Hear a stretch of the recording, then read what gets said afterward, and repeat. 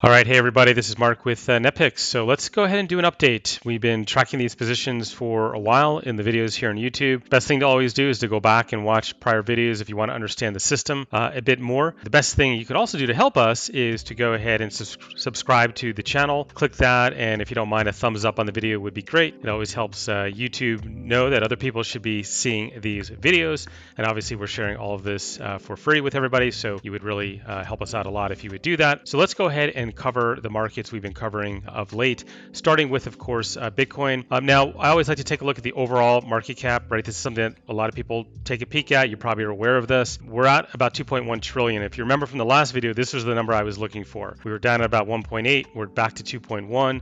So it's a very positive sign. Obviously, we have way far to go until we reach the previous highs, but it's certainly encouraging to see what's happening here in the short term, and it's helped a lot on the portfolio, even for me in the last 24 hours, up about 4%, and over the past week, very strong week, up over 11%, so pretty significant gains. Of course, still well off those former highs, but never complain. We're always happy when we get these type of gains. So we need to know what to do with the trading positions that we have. So if you recall, back in late February, we entered Bitcoin at 42,565, and we took a little bit of down pressure and back up. But the last update I had, we had our stop in somewhere around the $36,000 level. You can see we held, which was great. Didn't really get threatened too much. It was a little bit close on occasion, but that did its job on the chart. And now you can see I have my stop now placed in the almost about the $38,000 level. If you remember the rule that I like to use, just pretty straightforward, a parabolic, and I go 3 back. In this case, I'm not using 1, 2, 3 because this day just started. So this 24-hour period is still going.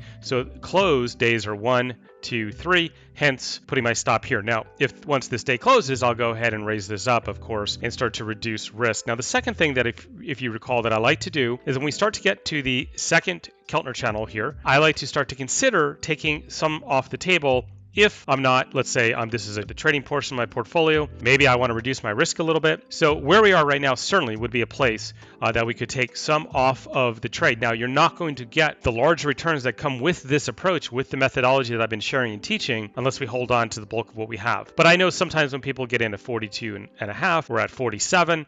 It's a pretty good size gain, especially when we took some pressure for a couple weeks. So there may be that temptation. Yes, that's something that you can certainly consider, but I can tell you, every time you bail out on the system, when it gets to these extremes on the Keltner channel, you're going to leave a lot on the table because we're really looking for, right, the 20, 30, 40, 50% gains for this methodology to work itself to much bigger gains on compounded gains over time. But the good news is, even we've got our stop, we've now reduced the risk quite a bit from where it originally started. We're not yet at break even. We'll have to wait, hopefully, fingers crossed, a few more days, and then we can start to see that risk really come off of the trade. The second one we've been tracking, of course, is number 2, Ethereum. Also having a really nice move here over the last 2.5 weeks. We got in right above 3,000. Had the same issue where it went down against us for about a week. We had, if you recall, our stop in at the 2,400 level. It was close, but it held on. And I've got my stop now 1, 2, 3 parabolics back. It's in the 2740 range. You notice I never get too precise with it. I set up an alert, and if I get alerted, then I'll take a look at exiting. Remember, this is for the trading portion of my portfolio. The bulk of what I have just in dollar cost averaging where I can, as well as focusing on buying just specific pairs that I like, digital assets that I like. Not always dollar cost averaging. I do that on Bitcoin. I do that on Ethereum. I don't do that as much on other positions, but I'm just holding them. This strategy is specifically designed for getting in when we're moving up, hopefully, getting out when we're starting to take any kind of drawdown against us. Ideally, that means locking in profit and then being on the sidelines for an extended time. In a prior video, if you go back, I did share with you a multi-year track record on Bitcoin and Ethereum, so you understand how this kind of works for us. What happens when we're wrong? What do we lose? What happens when we're right? What do we make? And what tends to be the flow? Typically, I say 2 out of 3 trades, I would like to think I will end positive. And I would like to definitely say that positive returns should be several multiples over, meaning if my average gain is 40, 50%, then I want to see my average loss 10%, 15%. So I have a really nice multiple when it comes to that as well. So you've really got what you need on Ethereum and Bitcoin. Let's move on over to Solana. This is another one we've been waiting on an entry, and we've gotten close. And remember, 109.52 is my entry, and we're not there yet. Today we got up to 107.68. So it's close. No update on a stop. because I just plotted it down here. So to remind you, if you do go long, three parabolics back is where we want to kind of place that exit. So getting very close on Solana Link. So Chainlink was the next one we'll take a look at. And same, 1768, we're not there yet. As you recall, we've talked about in other videos, Bitcoin and Ethereum tend to lead. And then if this is really going to be sustainable, then the next sort of tier starts to kick in. And we're starting to see that. But it's not a surprise that they're a little bit lagging behind. We haven't entered still some of these trades. Part of that is also when we had our sell-off, I never really got closes below the Keltner channel in order to bring these buy points down. And that's just the way it goes sometimes. I have to stick to the system. I have to stick to my rules, even if sometimes I wish it would have brought this, the buy entry down, and we may end up regretting that it didn't. But the rules have worked for multiple years for me, so I'm just not going to break them. I'm not going to shake them. I'm not going to get impatient and jump in when I shouldn't for the one time where it may work. Because usually what happens when you break trading rules, it works one time, you make it a new habit, and then it backfires on you over and over again. Cardano, we did get long. So we got long on the spike here. This was back on March 23rd, 1.0855, so somewhere roughly here.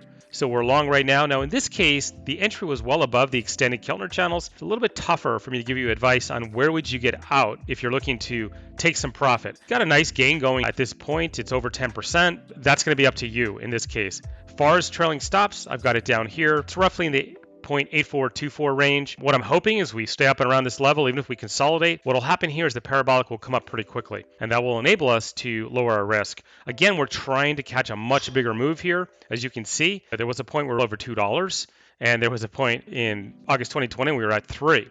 So there's plenty of upside possible here. Ideally, we get a break, right, towards the $1.50 level. I don't know. We'll see. If we do, then we'll really be able to lock in some nice gains on this trade. The last one we've been looking at is Matic, and let me actually type the symbol in correctly, that would help. So we are not really that close yet to the entry. Again, a lot had to do with the entry rules. We set the entry here. We did have a sell-off, but again, it never closed below my Keltner channel, so I didn't get an opportunity to reset. Same story. I wish I would have had that opportunity, but I'm not going to break the rules. I got to stick with it. That's the way it goes. Here's my entry. So same, just waiting for this one to rally up.